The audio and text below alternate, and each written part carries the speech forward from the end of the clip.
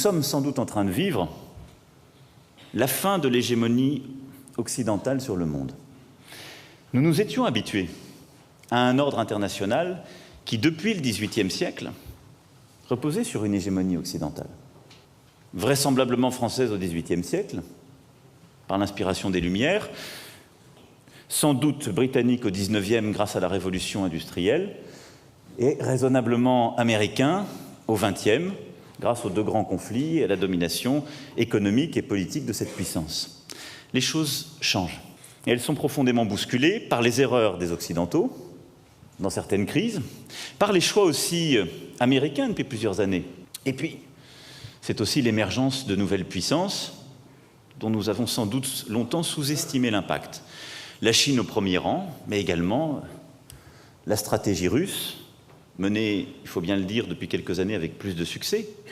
L'Inde qui émerge, ces nouvelles économies qui deviennent aussi des puissances, pas seulement économiques, mais politiques, et qui se pensent, comme certains ont pu l'écrire, comme de véritables États-civilisations, et qui viennent non seulement bousculer notre ordre international, qui viennent peser dans l'ordre économique, mais qui viennent aussi repenser l'ordre politique et l'imaginaire politique qui va avec. Tout ça doit nous poser des questions profondes. D'abord, nous faire constater que les habitudes, les dogmes qui étaient les nôtres ne sont plus valables. Nous devons être conscients que l'Europe n'est plus le principal interlocuteur de l'Afrique. Si nous voulons continuer à avoir cette relation privilégiée avec elle, nous devons changer de méthode. Flexibilité, rapidité, efficacité, voici comment utiliser nos instruments de financement pour soutenir les solutions africaines. Et c'est aussi à l'Afrique de formuler ces demandes, de proposer ces solutions et surtout de choisir les modèles de développement qu'elle veut pour sa population.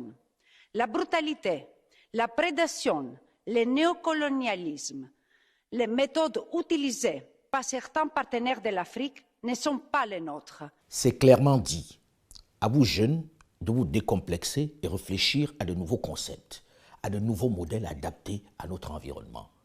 Il est temps de sortir du mimétisme et de profiter des errements des autres pour prendre votre liberté. Mais surtout, il ne s'agit pas de quitter un maître pour un autre. Il ne s'agit pas de se libérer d'un conquérant pour un autre dominant. Il ne s'agit pas de dire « je vais me vendre aux Chinois, aux Russes ou aux Indiens ». Non. Il s'agit de tracer sa propre voie, sans complexe. Le monde vous appartient et le ciel seul est la limite. Faites de ce siècle celui du réveil de l'Afrique, afin que dans les prochains, on puisse parler de l'ère africain. Vous en êtes capable.